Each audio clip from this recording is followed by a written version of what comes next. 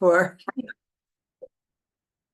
And we are so grateful that you guys have joined us. I understand that we have more that joined us this week than last week. So we are going to take a few minutes just to recap a little bit from last week and start off with Dr. McCray telling you guys why she decided to jump in this race. She's not a career politician. She actually is a clinical psychologist, but has decided to run for Senate. So let's hear from her about why she jumped in the race. Well, I actually jumped in the race a few years ago. I'm Dr. Valerie McCray. We were wanting to get mental health. I was wanting to get mental health at the top of the priority list because after working in prisons and working with the military and working with these young kids that, sometimes shoot at each other and can't handle conflict very well. After dealing with all these different populations and more trauma situations, I looked at the patterns. I've been looking at the patterns for years and how poverty, education, lack of medical care, all those things that we need. I looked at the patterns to see what would happen if we dealt with the drug issues, if we dealt with the wage issues, the poverty issues, if we dealt with just the education issues, if we dealt with those things at a federal level, we would see less, far less, far fewer people that are incarcerated or fall into crisis mode. A lot of it is because jumping into the race, a lot of that was more practical in that as a psychologist, Black psychologists especially, we are far and few between. So the workload and just being able to meet all the needs it was becoming too much as far as feeling like I had to be everywhere all at once and feeling like there wasn't enough of me to go around. So what made sense to me practically? What if I went to Washington, affect the policies, and that way I could actually service and be of service to millions instead of a few people here and there. So that was the main thing. Make mental health a priority because it's definitely an issue here in the United States. Right.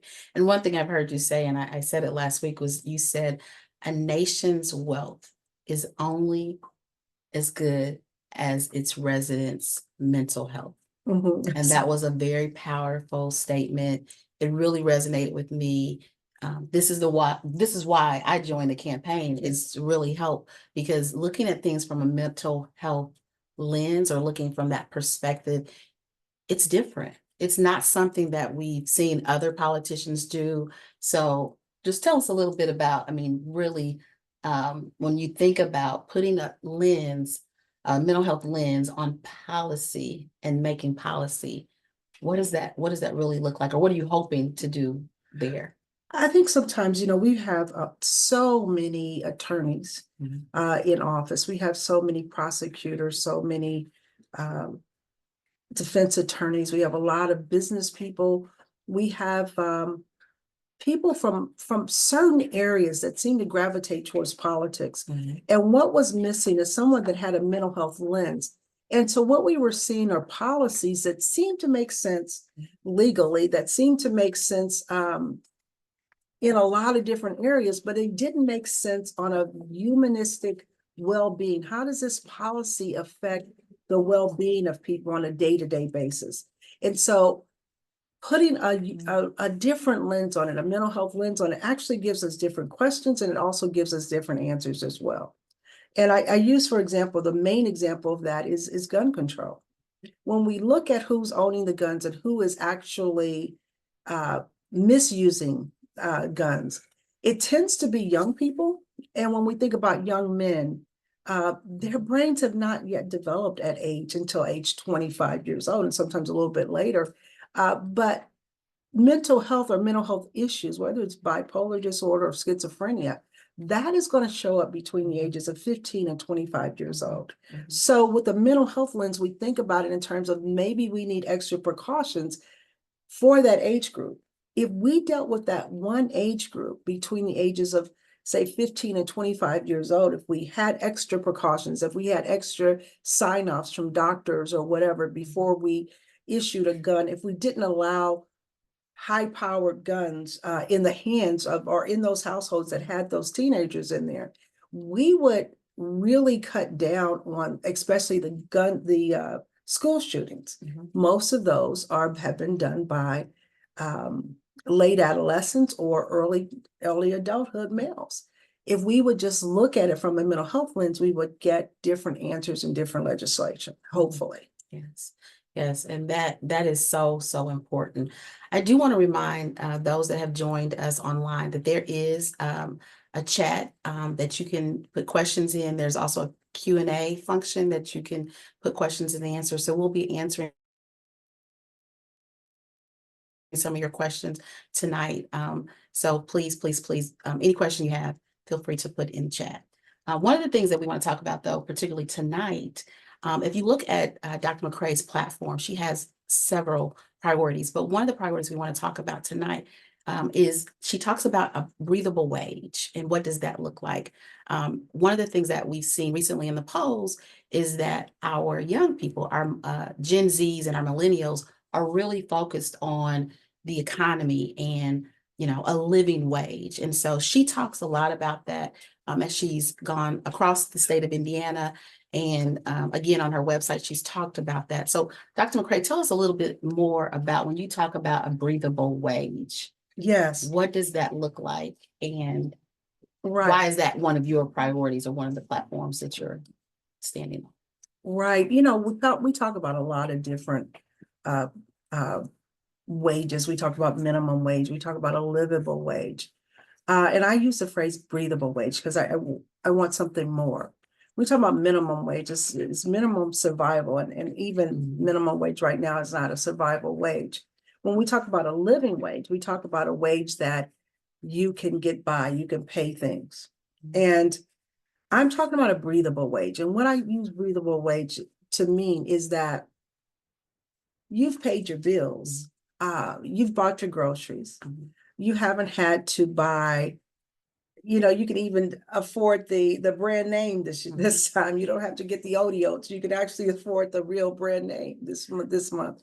You can actually send your kids to school with whatever they need, buy the uniforms that they need, let them participate in any sports or music because you can afford to have them in those activities. You can let them go on vacations. You can go do some things. You don't need a set of tires because isn't that how it is? Every time you think you got a little extra money, there's something goes wrong with your car, something goes wrong with your refrigerator, something goes wrong, but everything is paid. The tires are good, the brakes are good, everything's good, everything's paid. You've got a little money saved up. You're starting to be able to save money, and then you've got this room to just breathe a little bit. Most of us don't have that breathable wage. Right. And so what that means is that we are always uptight. We're always in a bind. We're always going from paycheck to paycheck. We're always robbing Peter to pay Paul. We're always putting something off. We're always making arrangements because we can't quite make those ends meet. Can we make payments on this instead of it all at the same time?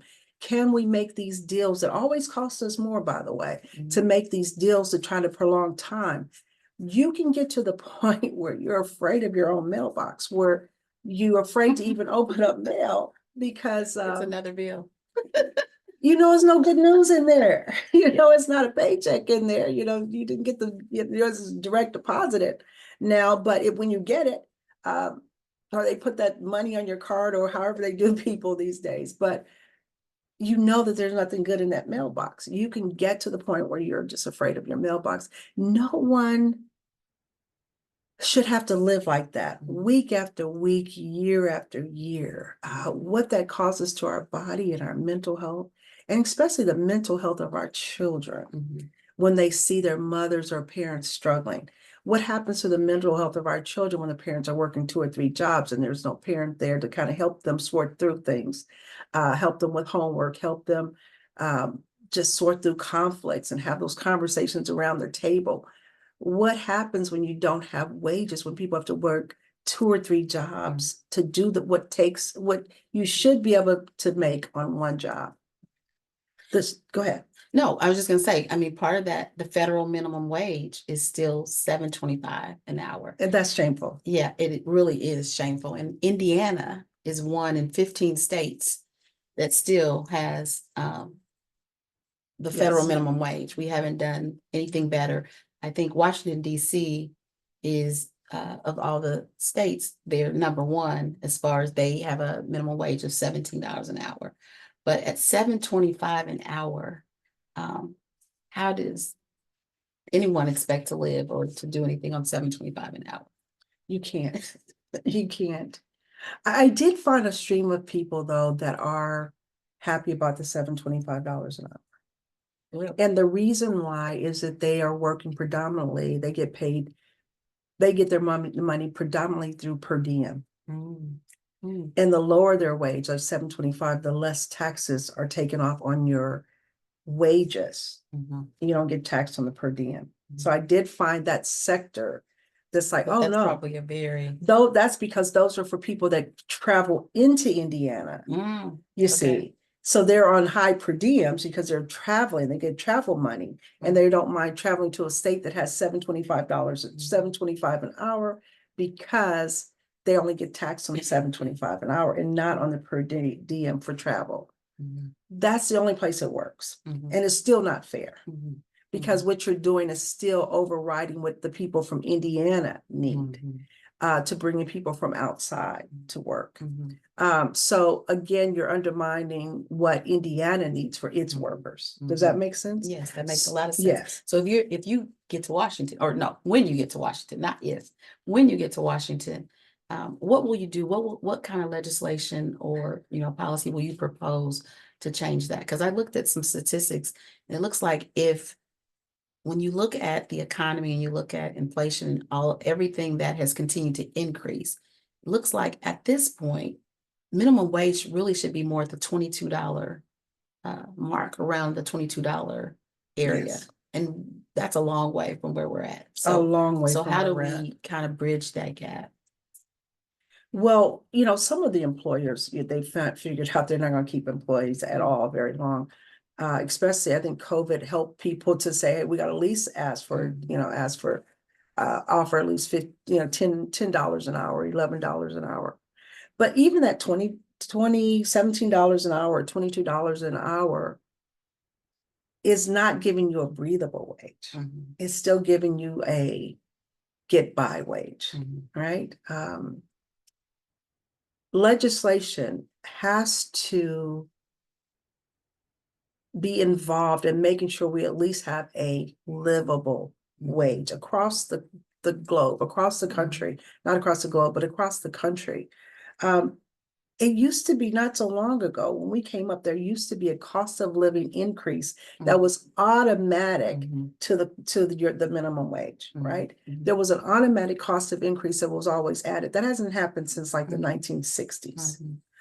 We need to go back to that. What is the real cost of living in these United States? And then state by state, because every state is different. New York is a lot different than and California is a lot different than Indiana. And state by state, what does it cost? And even city by city, because it's a lot more expensive to live in Indianapolis than it is to live in other areas. But make sure that it makes sense so we can keep people here, that we can get the best workers here. We can get the better minds here. We can make sure our students stay here to work, to come back and add to our society. We got to make sure we're giving at the front end of that, making sure they have livable wages. No one should have to live on subsistence level wages. It just doesn't make sense. And then we start to talk about the hospitality industry, and we talk about servers. It's just, I mean, it's shameful. I mean, restaurants make a lot of money, and to think that servers are really at the mercy of the customers to tip, and that their wages are even lower than minimum wage. So how will you propose something in that arena for servers and people that work in hospitality? Well, I think that restaurant workers should get a wage, and it shouldn't be so much incumbent upon the people to make those ends meet. And it's not fair for the servers as well to have to worry about the tips to make ends meet. In some cases, it works out for them because they make way more, but there's some proposals out there about do we tax tips or not. I haven't done the math on that. I've heard several proposals about that. I have to see the math on that. How does that math out? I know Kamala Harris has proposed, well, we won't tax the tips. Sounds like a good idea. But our own campaign, as a senator, I still need to look at the math on what that means. Always to the benefit of the workers, however. Right. I'm always going to go to the benefit of the workers. Right, because when you look at some of the Fair Labor Standard Act, and when I look at that as an employer, because I employ about 60 people, and when I look at that, I'm a social worker at heart, but when you look at it, it does look like there's not enough that is in favor for the workers, or sometimes I look at it and I'm like, this isn't fair as an employer, that there's not enough that, really puts the responsibility back on the employer, or there's even, laws or legislation to govern that. So that's something really, really that it really is bothering to. I know a lot of those that are looking, that are going to be voting, they're looking to see what are some of the things that, are going to change, because it's just not acceptable. Right. I think what we've dealt with for a while is a sense of there's no loyalty to the employees. And because there's no loyalty to the employees, there's also no loyalty to the employer. So people quit, or they have to quit because they don't have enough money to get the car going, to make sure that they have gas in their car, to make sure they can afford daycare. Sometimes it's like, it's not affordable. It's not doable to come to work. It's not doable to get there. And at the end of the day, I'm getting there, but I haven't made any progress. A lot of people didn't return to work after COVID because they did the math after COVID. It's like, really, we're in the same boat if I don't work at all. I think that we have to realize that it's to the benefit of the employer as well if they pay decent wages, so they wouldn't have to keep training the people over and over again. Absolutely. You have better employees, you have more satisfied customers when they see the same employees. The employees actually have learned some expertise, and they have some commitment to that job and the quality. It serves everybody if you pay well and you respect them. Exactly. And that circles right back to looking at things from a mental health lens, because workers are stressed, they have anxiety, because they're coming to work, but they're thinking about how are they going to pay rent?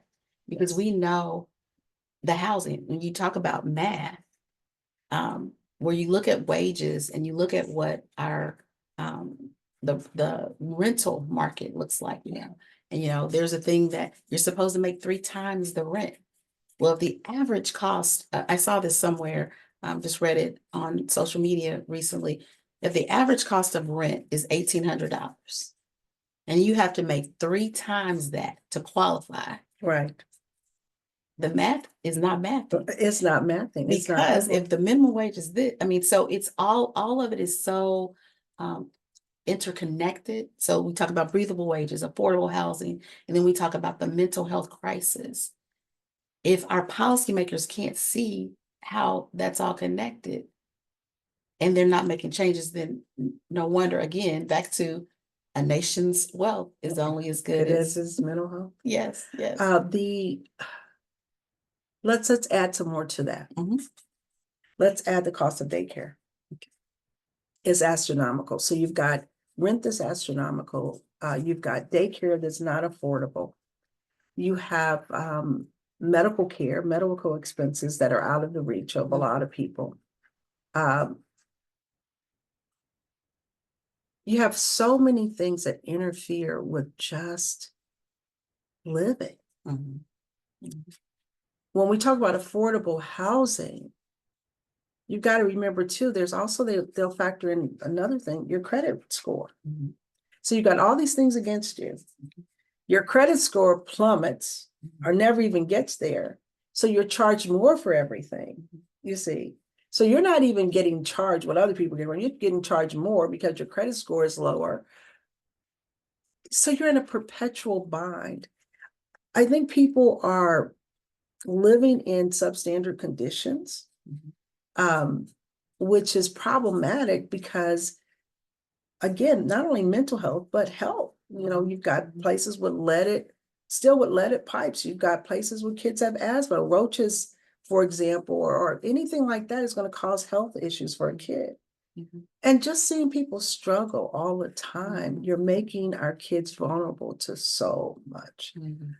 When you see families struggling, all it takes is some gang member that's flashing something, and your kid is off to the races trying to get what he thinks he needs.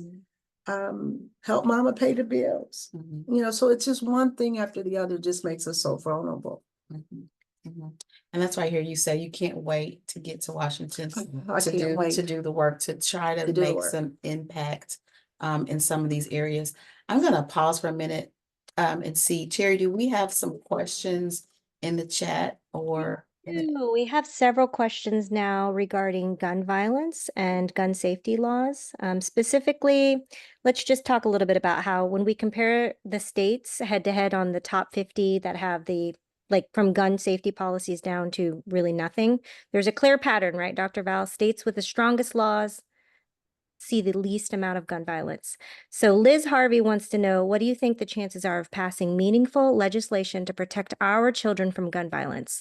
Is there a current bill in place for you that you would support, or do you plan to draft something new or participate in a committee to create one? So that's some of the questions regarding gun violence. Let's take, for example, the city of Gary. The city of Gary is trying to sue the NRA. They've tried to sue the NRA. We have to also start fighting back with these companies that are dropping guns in our neighborhoods, and sort of help legislation to support their efforts as well to fight back. Any legislation that has to do with making sure guns, especially, we don't need high power rifles. I'm not rifles, but AR-15s. We don't need military style rifles and machinery in our communities. That doesn't make sense. It's not safe for our police officers. It's not safe for our community. What is it for? Just for bragging rights? But it's so destructive anytime you have that in the hands of young people. So legislation's aimed at making sure these things make sense. Now, one of the things that is interesting to me is that we have different levels of legislation or licensing based on the power of that machinery. So, for example, if you want a driver's license, you've got a beginner's license and you've got a driver's license. If you're planning on carting people around, then you have to have a chauffeur's license, right? If you're going to drive a bus or something. But then if you're going to drive something that will kill a lot of people on the interstate, like a semi truck, an 18-wheeler, or whatever you want to call it, you have to have a CDL license. Why don't we have that same type of tiered licensure for our guns, for rifles or whatever? This way people have a license based on their skills, based on their training, based on their abilities. And that way it gives us also an opportunity to know who has what and who's prepared to use what. And to know that they're trained and to know where the guns are. That makes sense to me. An 18-year-old should not be able to manage or have AR-15 or AK-47. That doesn't make sense. I'm not saying that these things can't be owned by private citizens, but why don't they have special license to own those guns? So we'll know where they are, who controls them, what's going on with them, who owns them, and make sure that they're prepared and they're skilled at using those things. That would make sense. So legislation aimed at a tiered level of use. and ownership.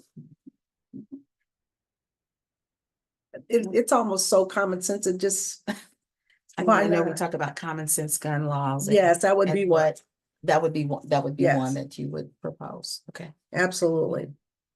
Sherry, other questions? Yeah, Margaret Steiner had inquired earlier today about Val's take on foreign policy, specifically about the arms embargo in Israel, since without the arms to help the genocide essentially is happening in Gaza.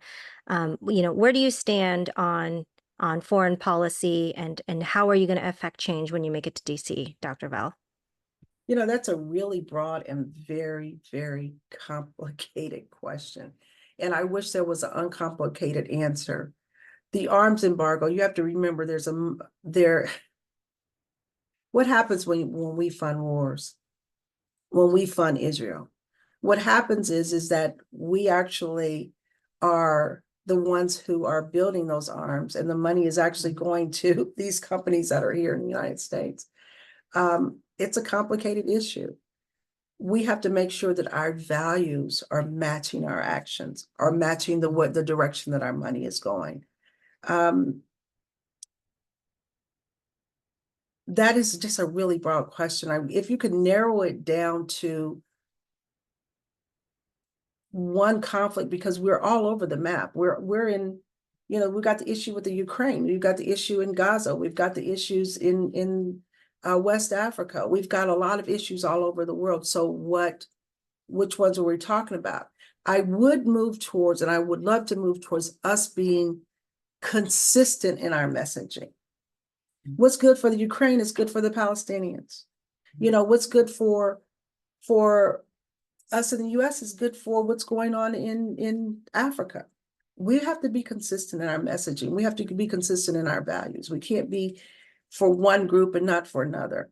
We have to be equal in our protection, in our laws, in our wanting to make sure that people are safe and prosperous. We have to be consistent around the globe. Our hypocrisy is going to be the best of us, get the best of us here in the United States. And I think specifically, Margaret was more interested in the conflict that's happening between Israel and Palestine, and she just wanted to know where you stand on that. Well, definitely a ceasefire. Definitely a ceasefire. I grew up in with Jewish people in our community. They had stores in our community. They're part of our families, part of our conversations. And I always grew up with the understanding that their need to feel safe was very, very important. I have just never felt that it should have been at the expense of the Palestinian people. But we're here now. There was a lot of effort towards a two-state solution.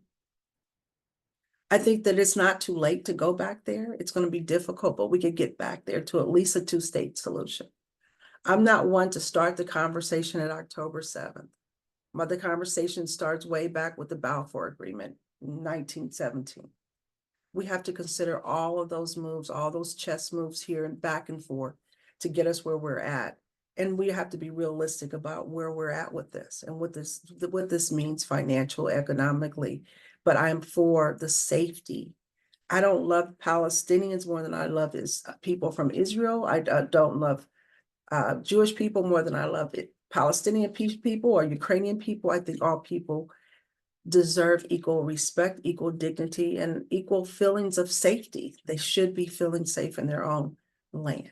And that's across the board. So I'm taking those values with me. What that means policy-wise, we will be fighting through that, but my values won't change on that.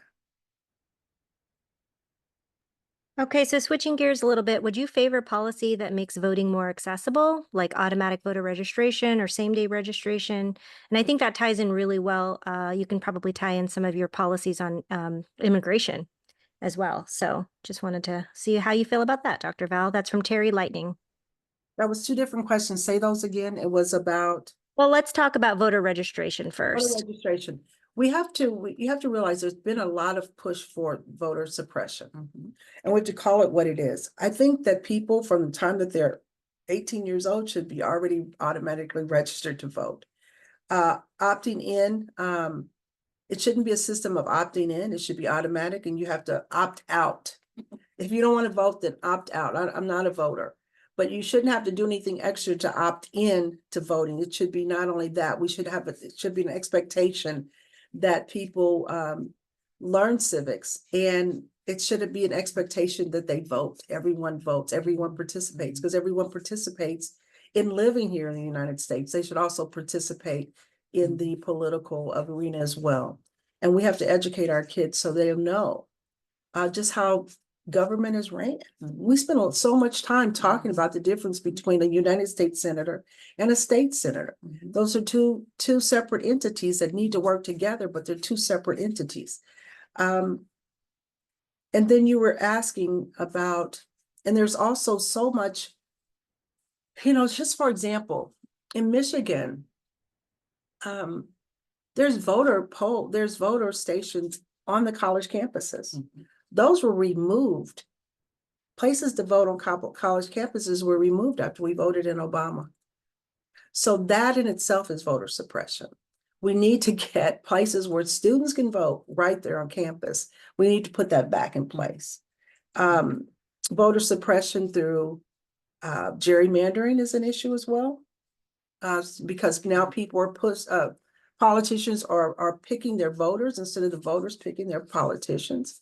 There are so many ways that people are cheating. They're just cheating. There's no other way around it. And the more people that vote, the more representation we have, the more buy-in they have, the more committed they are to this country. It's a win-win situation if we not only require, but we expect everyone to vote. We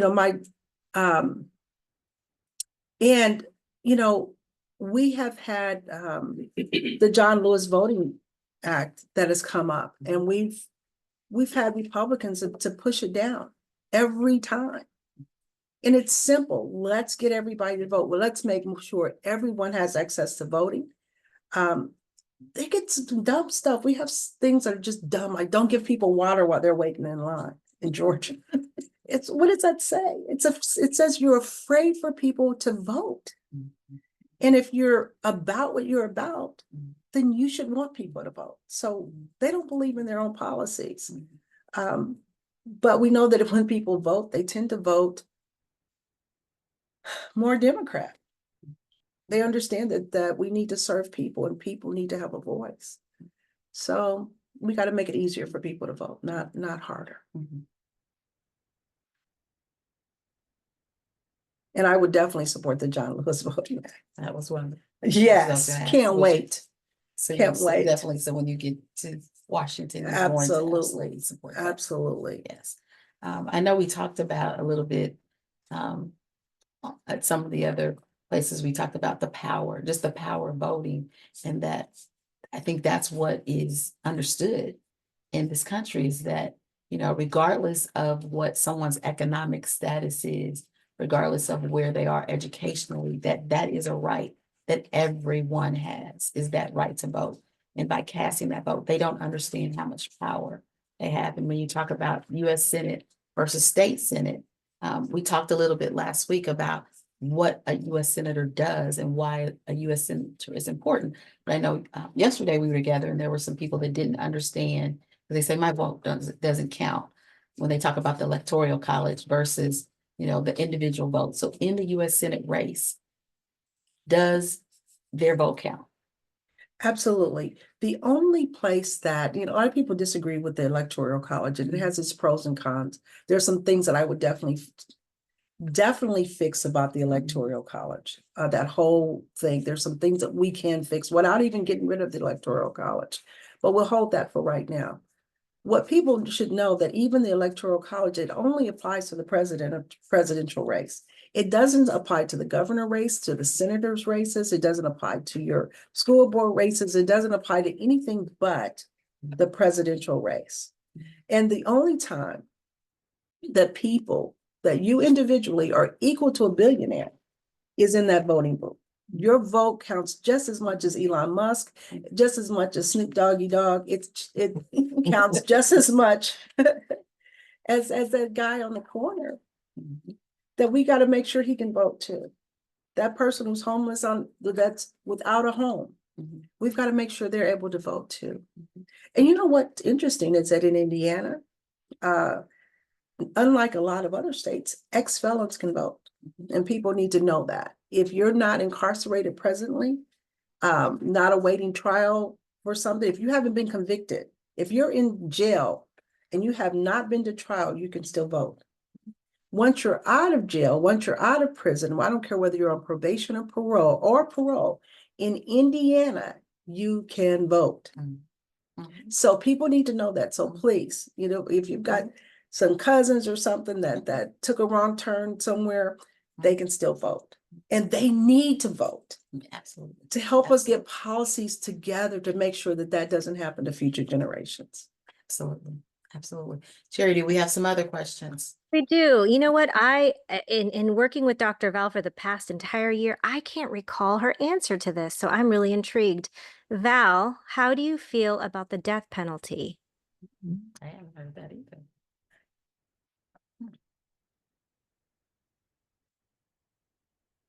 The death penalty. Oh my gosh.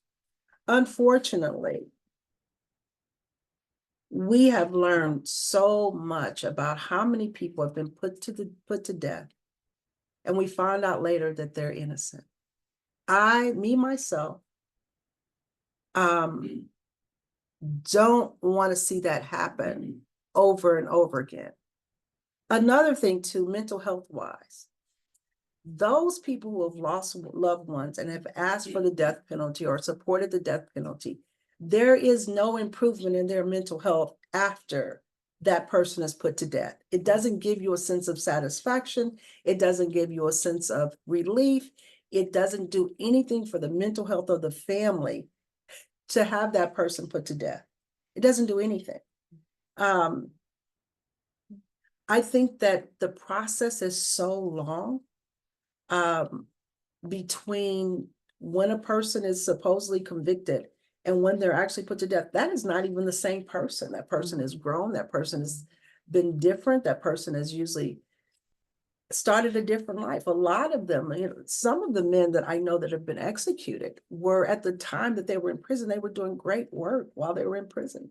They were paralegals practically. They were helping other men and women out of the system. They were counselors. They were really doing good work inside the prison as best as they could. So reform in some ways. Most definitely reform. You're not putting the same person, that same spirit to a death. And not to mention the fact that a lot of the stuff happens when they're younger and they've changed, they've grown up. Are there people that are just unredeemable? Unfortunately, I have met some people that are just just evil when you work in those prisons. They're not necessarily the ones on death row though. Yeah, they're not necessarily the ones on death row. They're walking around. So there's no equality to it. It depends on, so much of sentencing has to do with who you are, what color you are. It has to do with the color of your victim. It has to do with your socioeconomic status. It has to do with the socioeconomic status of the family. So I know of someone, for example, that's been in prison since she was 16 years old. And because her so-called victims were upstanding citizens, their family keeps coming back and saying, don't let her out, don't let her out. And they refuse to look at the fact that she was being sexually abused by that family, that she was being used by that family. She was a nanny, so to speak, and that she was 16 years old when there was a fire, in the house. She's still there after 50 years. She spent her whole entire life in there because the family is well-to-do. And every time she comes up for a parole, they still have something to say about it. So, I mean, it just depends on who's who. And it's just different from everyone. If they could somehow equalize it, that would be different. Mhm. But poor people, Black people, people of color are going to be more apt to be put to death. Interesting enough, between the time that Biden was elected and Trump took office, he had 13 people executed. I think 6 or 7 of those were Black, and 2 of those they know they're pretty sure those 2 were innocent when they were executed. Mm. He went on a rampage from the time that Biden was elected to the time Biden took office. 13 people were executed. Wow. Yes. Well, that's a solemn thing to think Yes, about. it's So sad. I think this kind of leads in a little bit, and it means something to me as a grant writer, right? I've been in federal grant writing for a long time. Anonymous attendee asks, IMPD is struggling with recruitment and staffing across the board. Indianapolis is said to be on track to become worse than Gary and Chicago in terms of violence. Do you believe that investing in public services at the federal level will help to alleviate pain points at the state level that Indiana just doesn't seem to be interested in addressing, says the anonymous attendee? And if so, what kinds of public service dollars would you allocate toward various states, especially Indiana?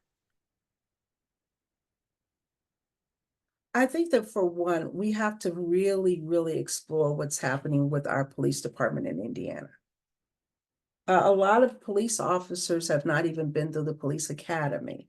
Mm. A lot of police officers pay for their car, so-called police officers pay for their own vehicle, and they're really merely set up to be security officers. Mm. It's a complicated issue about when you're being pulled over. Is this a real police? Is it not a real police? Did they go through the IMPD training or not? Mhm. Some of them have only taken the 40-hour-a-week training. Who are we getting on the streets? Are we getting the best of the best? And it's hard to recruit people in when they know that they're not necessarily joining the best of the best. There are so many things we need to clean up in the police department that and the police department wants these changes made as well. They want to know that they're safe out there. They want to make sure they have the right equipment, the best equipment. They don't want all these guns on the street either because it makes them vulnerable. Mhm. So the question is, federally, what does that look like? I don't want to keep militarizing our police department. This should not be a police state. So I'm very careful about those conversations that talk about federal things, especially depending on who's in office. You know, when you think about the Trump administration, they think about, militarizing the police departments. And we're doing a little bit too much of that now anyway. Mhm. It's a complicated issue. We need to have more service officers because they are here for service, to be of help, than policing. There's so many questions to that. What I do know is this: I want our police officers to live in the communities that they put so-called police. I want them to be a part of those communities. You get a different police force. You get a different service force when the people live in the communities that they serve. It serves us in so many capacities. And I remember a time when that was the case. I remember a time when we had police officers that were part of the POW club and part of our recreation force, and they were part of our schools, and they knew who we were, and they would knock on our door and say, hey, your son is hanging out with the wrong crowd. You might want to check on this. There were knocks on the door before there was any type of arrest or any type of police intervention. They grew up. They knew who was mentally ill. They knew when someone was off of their medication and they needed a different type of intervention. They knew how to de-escalate because that was part of their community. So how at the federal level do we look to change that at the state level? So when you get to Washington, how do you guys, Senate works, the Congress works to make sure that we are looking at that at the state level? How do we do that? What I would do first and foremost, I would go and look at cities and states where it's working well, where there's a collaboration between the communities and their police officers in major cities that match our major cities, to see who's doing it well and try to support that on a federal level so we can have more of those communities where people are working hand in hand, where things are working. Let's find out what's working and duplicate that if we can, or help Indiana duplicate that if we can. There's a lot that's right about our police department, but there's a lot that we could fix as well. And the police department want those things fixed as well.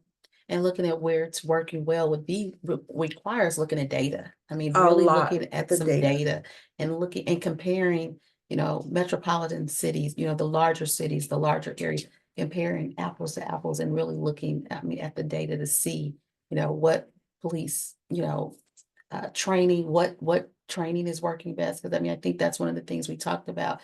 You recently wrote an article even about the incident that happened, I believe it was that Illinois, where we talked about how are we vetting police officers, how are we, looking at their training and their competency. And again, as a psychologist, what is their mental health background? What is their, how stable, I guess I'd say, is their mental health? Has there been any indicators in the past? All of that, is that Right. something to look at? At the federal level. For example, one of the last situations, that police officer had been moved around 6 times or more, moved from department to department. So people were seeing things that were wrong, but kept moving them along. We have to give police departments the ability to get rid of bad police officers. 99% of them are going to be good, but if you don't give them the supports that they need to weed out those people that aren't good. The problem is that sometimes they might be your brother-in-law. They might be someone else that's close by. You might play baseball with that person. It's hard to get people out in those situations, but to give them those supports they need to really make sure they get those bad entities out of the police department. Sometimes it requires someone coming in to say, hey, wait a minute, what's happening here?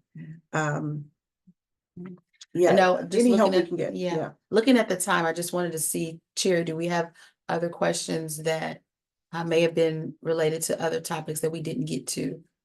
Yeah, I think this was a really unique one sent in by Walter. He said that, do you think the 3 credit bureaus should be an agency of the government and not privately owned businesses? Are you in favor of those agencies being government owned, essentially, or government monitored? But the credit report? Yeah, the credit bureaus, Experian, TransUnion, Equifax. That's an interesting question, Walter. That's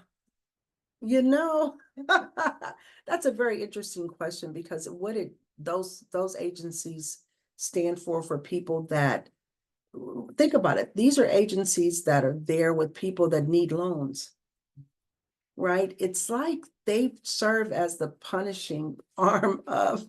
So that's where, is there some Like government regulation, I guess, is really what Walter's saying. Should they be privately owned or should they be regulated? By the government? That I tell you the truth, I hadn't thought about who should own them. I've only thought about, I wish they didn't exist.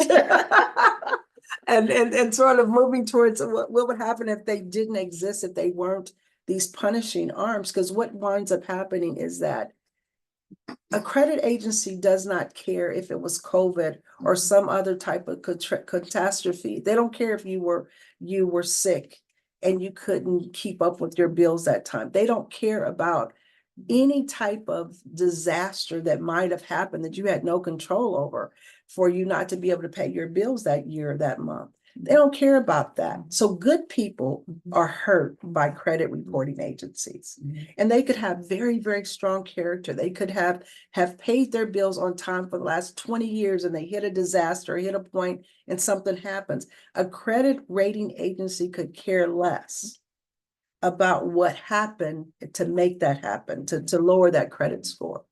And then once you have a low credit score, it's a constant slapping on the wrist saying, you got a low credit score, so you got to have higher interest rates.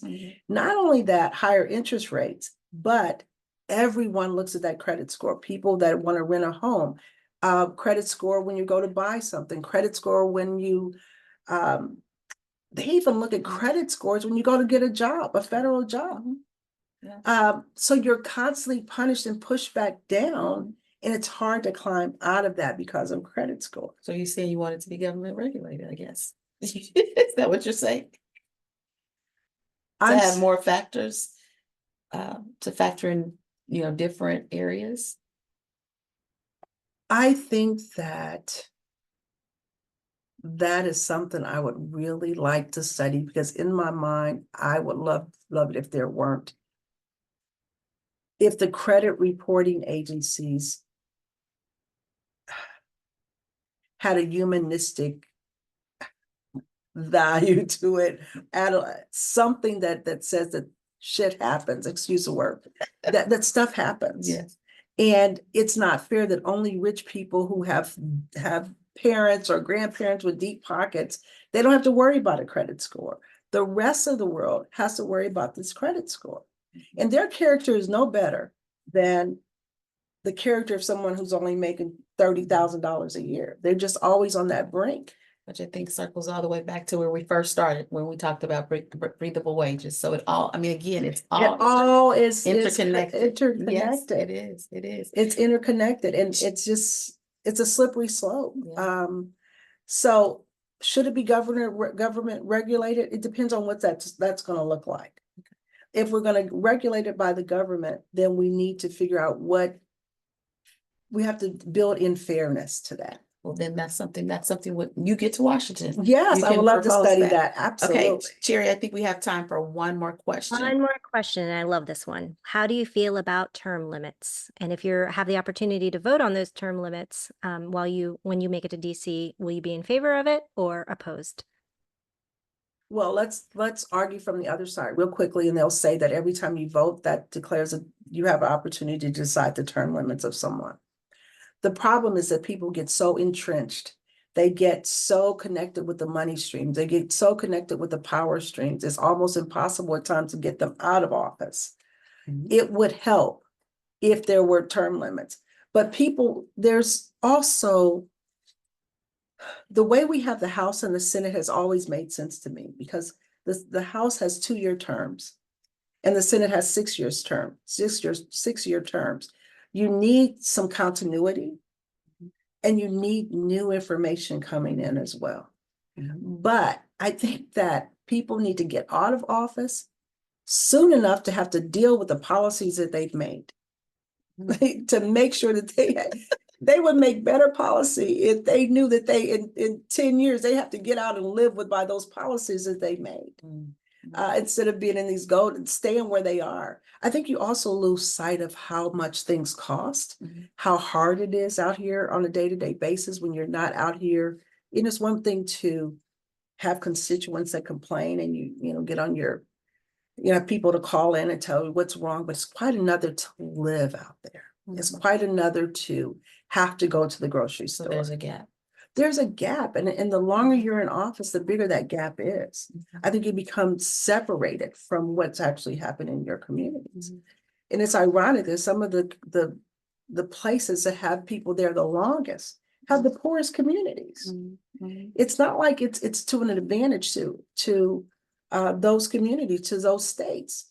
The 9 poor states, they're Republican mostly.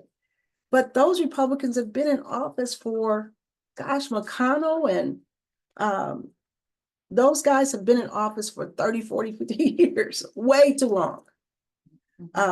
They need to go. It's just been too long. And they're out of touch with the people. So you would vote? Absolutely. Okay.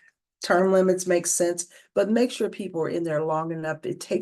There's a learning curve to being in office. Make sure they're long enough to be able to learn the job and be effective, and actually be there to actually see their policies work a while. But it gets to the point where they're just there, building power, and it has little to do with the people. Okay. All right. Well, thank you. This was great. So another week, Mondays with McCray. So we're hoping that today you learned a little bit more about our U.S. Senate candidate for Indiana. Yes. We will be here again next week. Again, taking questions, a different topic. We'll start off talking a little bit about gun violence. Next week, go a little bit deeper. So please join us again and come with your questions and tell somebody else.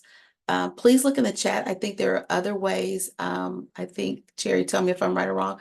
Other ways that you can get connected to Dr. McCray is through volunteering on her campaign, also donating to the campaign. Her website is the link to her website was a place in the chat, Cherry. Yes, there is right at the very top, and I'm about to copy and paste it at the bottom. And then if you want us to mention briefly where Dr. Val is going next, we like to play this game of where in the world is Dr. Val right now, because she ping pongs all over the state at all times, but she ping pongs even faster when we get to do it via Zoom. So next, if you want to join us at the History in the Making event hosted by the African American Women of Indiana Facebook group, a virtual town hall highlighting the unique journeys of Indiana's 3 Black female mayors, as well as Dr. Valerie McCray running for U.S. Senate. You don't want to miss it. The link is right on the chat. So we'll see you guys in just a few minutes if you join us. Yes, please do. I'm really excited about that. We have Black Mayor in Evansville, Mayor Stephanie Terry here locally, Lawrence, and then also Fort Wayne Mayor. Is that correct? Yes, Sharon Tucker in Fort Wayne. Yes, and then I do believe one of our African American female legislators, Cherish Pryor. Yeah. So Yep. this is going to be something you don't want to miss. So, run to the restroom, grab a drink, and meet us there. All right. See you soon.